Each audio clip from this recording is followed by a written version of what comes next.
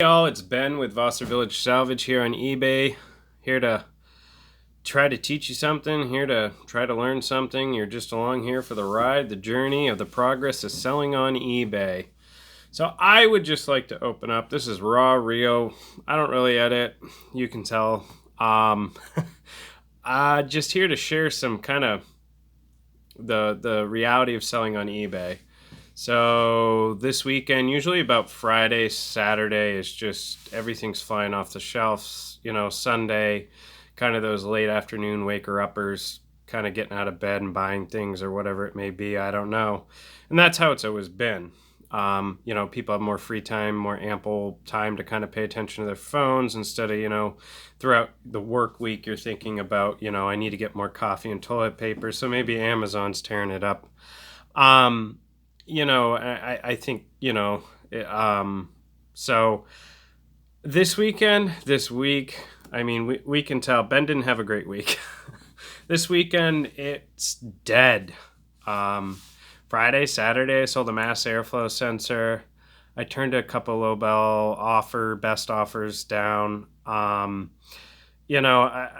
It's just dead. And that's the reality of it. I'm not going to lie to you guys, not going to sugarcoat it, I guess. I've really been struggling to kind of keep my numbers up because things have been flying off the shelf. I'm up to, almost up to 300 listings now. My goal again is 1,000. I'm not sure if I'll ever get there without help, but so I just been listing, and as kind of I'm a different entrepreneur, I'd say, so I think if something's not selling, I need to list 100 more items, and it's really not a bad kind of birdshot approach. Obviously somebody who has 1,000 or 10,000 or, 50,000 listings is going to have a greater chance of a sale than the guy who has 25 listings. So, and it all depends on what you got. If you're selling 25 listings of, gold coins, you're going to probably do okay. If you're the guy with the vintage Barbies and you have 65 listings of vintage Barbies, you probably won't be doing too bad. If you have a whole stack of, used coffee mugs, yeah, you're probably not going to do that great, and you only got 10 listings, So it's just basic economics, if I'm the size of Walmart, I'm going to do sales. If I'm the size of a garage sale, I'm not going to do as much as Walmart. It's just basic concepts of, volume and selling, marketing. So what do you do on the weekend? You go thrifting, yard selling. So, I've kind of neglected doing things around the house and getting firewood done. I do live in a colder climate. Finishing up the eBay palace. Things are kind of piling up, and I've focused a lot on eBay. Kids are going back to school, so I have more free time. Drop the kids off to school, come back home, list things. I still list things at night. I list 5 to 10 items, and then during the day, I'm still packaging up, and then I'm listing. I'm really trying to stack those numbers, but I bellyache about this weekend and complain about it, or kind of down and out or whatever. And, normally I'd have $500 to $2,500 worth of sales on the weekend or so. But all this last week, things have been selling pretty good. So I really can't complain. I've been quite literally averaging $150 to $200 a day all last week. So I don't know why I'm belly aching. Human nature, I guess. So, just here to kind of go over a few little trinkets, some finds I had. So Hubbles. I freaking hate Hubbles because the dollar store makes Hubbles. There's a company in Germany in 1800s who made Hubbles. Hubbles are a hit or miss. So I don't normally touch Hubble stuff, but we're going to turn this bad boy around. And I bought all this trinkets of junk. All right, not junk, interesting stuff in 2 boxes. One of the boxes over there. So doll furniture is always hot. It definitely takes a unique market for that, but it usually sells. Stuff like this is selling for $20. The craftsmanship in it's wonderful. And I think it represents an ice box, not quite sure. Here's a brass bathtub. Solid brass, very cool. I haven't listed all this stuff, but the first thing out of all this box that I found, I didn't even go through it. I found this guy over here, and he had a $15 price tag on him. Not sure if you can see that. And he's made in London, England by Lancaster. So right off the top, he's a butler. He's old, very unique, no damage that I can see. A few scuffs on the bottoms. So I was like, well, $1 for, all this. And then I start to go through it, and I see some old porcelain dolls, Somebody would stitch a bottom half on that lady, and that would be your play toy back in 1920s. She looks like kind of like, I don't know, from the speakeasy era, so I wouldn't say, necessarily older than the 20s or newer than the 20s, right around the 20s or the 30s, so definitely made out with all this. I mean, solid brass, Roman numerals clock. So, for what I had into it, World's Fair, soapstone, Oriental of some kind. Says 1939 on the back. Yeah, that was in there. So definitely interesting stuff. Old telephone. Look at that telephone, huh? Yeah. I think I'm more excited about buying it than selling it on eBay. So we went to another yard sale, and I've been watching a few other YouTube videos about Wii games, Xbox 360. I wasn't a gamer growing up. I don't know much about games or their value, I guess. If you, 3 months ago threw a PlayStation 2 in front of me, I wouldn't know what it's worth on eBay right now, or PlayStation 3 or the games and stuff. And I've been dabbling, kind of going outside my comfort zone, educating myself about it. In the vintage ones like the Atari and Sega, I know a little bit about, or like the original Xbox, the original Nintendo 64s, the vintage one, all those games, they have a huge market. And this kid, I guess his Wii broke, and he was selling all his Wii games, and he was selling 2 Wii controllers. I know controllers are always hot. They're not, they fly off the shelf, but you're not going to get $100 for it, but they consistently sell. They're kind of like what I'd call a filler item. So for his 2 controllers, and they're way better than an Xbox 360 controller, I consistently sell them for $10 to $30 for a pair, depending on which ones they are. I don't usually pay more than $5 a piece for them, quite literally ever. So, yeah, the Wii controllers though are pretty hot. And the Wii games. So the factory games that come with Wii are worth anywhere from $25 to $50 apparently. So I saw that he had one factory game. He had about 6 other games, Just Dance 2 and 3.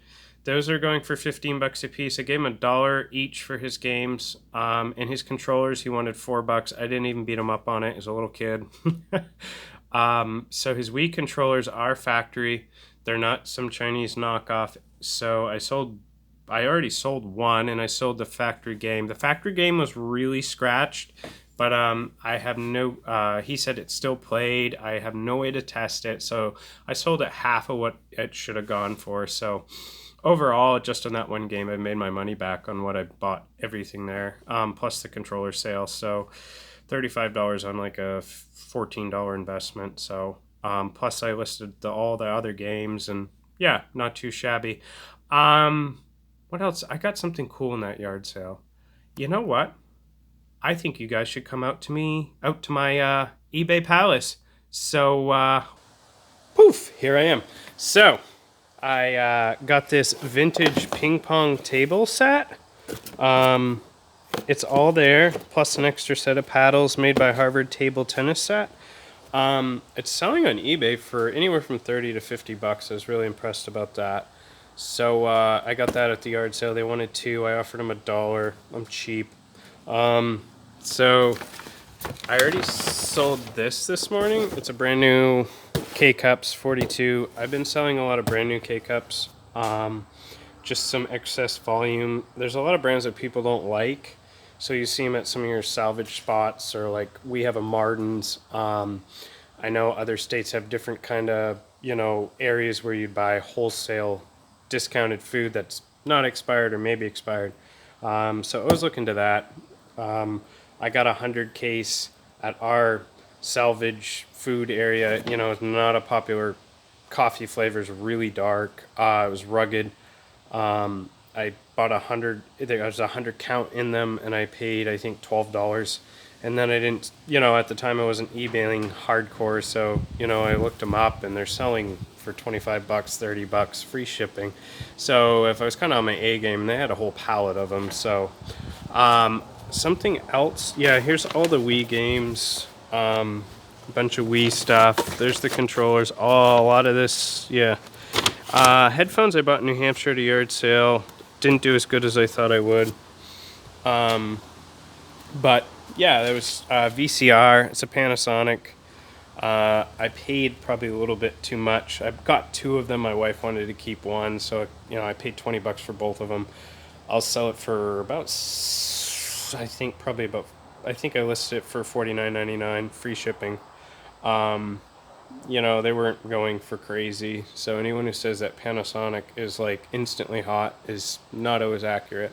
I did an old estate sale, and I haven't gotten around to listing all this stuff. And Dirt Devil vacuum cleaner is apparently worth about $50. So yeah, my eBay system is not really the most efficient, and it's really windy, and I should probably get this building done, but I've been so busy with listing and kids and life.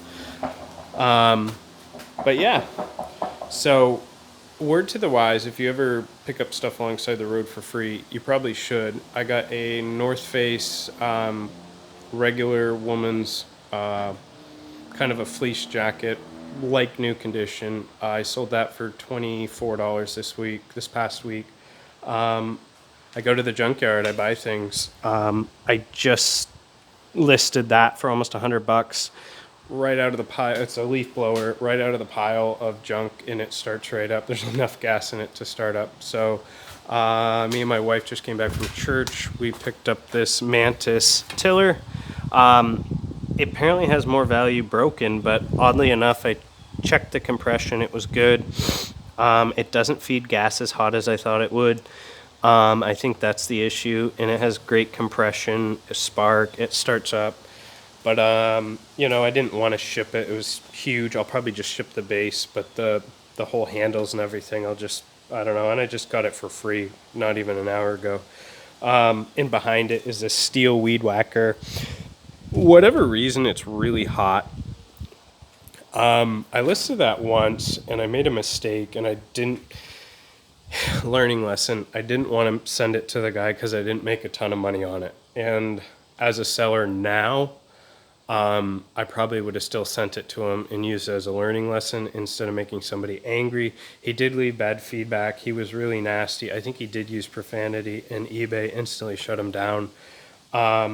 You know, I think I listed it for $60 free shipping, and of course the guy was from California, so lesson to be learned there. And I just kind of been scared of that item. I don't know why, so I've been putting it in the back of my inventory. And I just finally listed it as an auction because I felt like it was really hot. Because even the steel weed whackers, broken or slightly used, are selling for $300+ for whatever reason. I don't know. Huskies don't even do that good. So, but yeah, so I picked up this free alongside the road. It's a Craftsman weed whacker. I haven't gotten to that yet. I almost wanted to keep it for my own personal self. Quite literally, my garage or eBay palace is a mess, but the stuff has been moving out of here so fast that I don't even worry about it. This whole floor was covered in chainsaws, and they just all went out the door.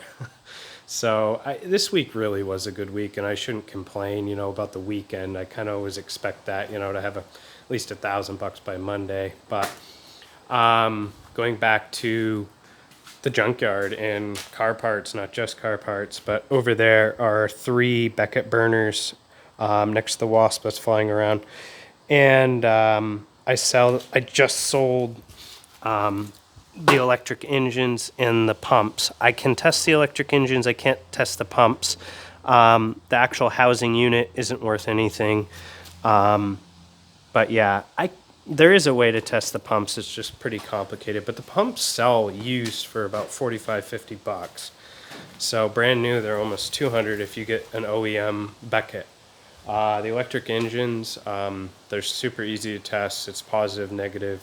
Get a battery charger. If it goes round and around, you're good.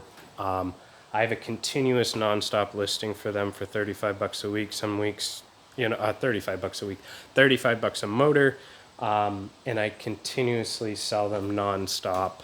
I might sell 10 in a week, usually during cold season. During the summer, I think I might have sold 5, but I have a non-stop listing for that, and I've had zero issues with it.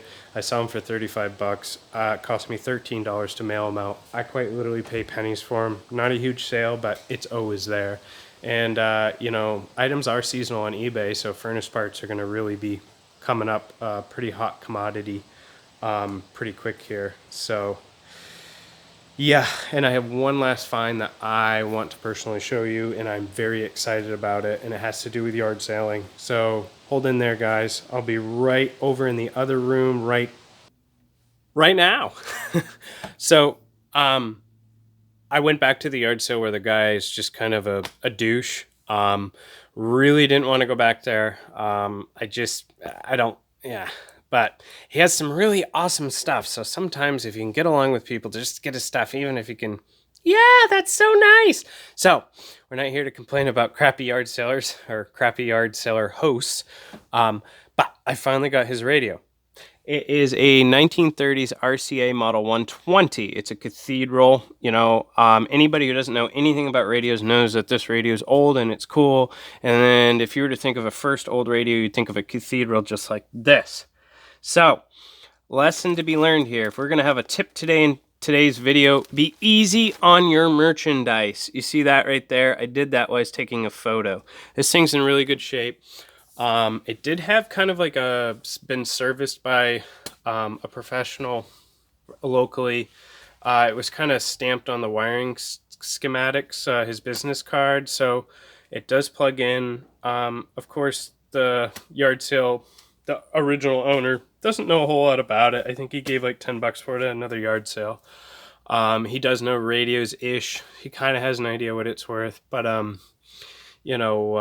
either way, you plug it in, it turns on, the original knobs, all those features, are really important. And it's in wonderful shape for almost 100 years old. So, it does plug in, it does turn on. There's no, everything works in it. There's no crackles or no, certain things for old radios that you would pay attention to, like the tubes not working or not lighting up. But so going back to our tip, be really easy on your stuff when you buy it. I know when people are yard selling, you just keep throwing it in the car. The same thing with like the box of Hubbles. I actually broke. I got really lucky. There's that old Hubble from, England, the Butler. Kind of a box fell down in the trunk, and then it fell down again in the house, and I broke a bunch of dollar store kind of Hubbles inside it. So it was fortunate enough not to break the nice one, but slow down, take your time. I'll take my own advice. When you're taking pictures, try not to trip over your merchandise and knock a few bucks off on it. So I paid 50 bucks for that. I listed for $225. They pay shipping. So far, I declined a $100 offer on it this morning, and I just listed it this morning. So, yeah. So things are moving along. So, I should show you my other radios. So I really didn't want to go back to the yard sale, and that was the only item I was going to go back to the yard sale for, because it just, meh. So I'm probably complaining about it a little more than usual because the guy this time was a little extra not friendly. So almost annoyed I came back to buy stuff. I don't know. So I'm like, all right, I'm going to get the cathedral radio that I've been wanting, and I'm going to get, and that's it. I'm done. So I figured I should probably grab whatever else I want. And he had this General Electric Baker's-Light plastic radio he wanted 10 bucks for. They're selling the shell, just the Bakelite plastic shell, for 100 to 150 bucks. The actual radio goes for It's all over the map. It goes for $30. It goes for, $200. I have no idea. But I will say, again, taking care of your merchandise, I don't think that crack was in there when I bought it. And I think on the way home, something happened to it, which kind of disappoints me. I will say any old radio knobs are worth a ton of money. Each one of those knobs would sell for, I don't know, about 20 to $30 for just a knob. So this guy's kind of in poor shape. So, bringing you around to the back. This has a hard time staying on the back cover. This would have been the antenna, and it is broke right there. I figured it wasn't in a very, seeable spot, so it might have a higher selling possibility of making a profit. I gave him $10 for it. All the tubes do glow, all the tubes light up, but it does not, you can't hear any crackle, you can't hear any music. So, yeah. So, ending in closing, we're done with the yard sailing. We enjoyed family time. We were heading home, and here's why you should be a good Samaritan sometimes. So we were heading home, and there was an old man trying to pick up a refrigerator and put it in the back of his truck. And, I was like, oh, it's scrap metal. He's bringing it to the junkyard, get a few dollars for it. Here in Maine, where everyone's poor, we're the fifth poorest state in the union, we do alternative ways to make money. So I figured I'd pull over and help him, load it up.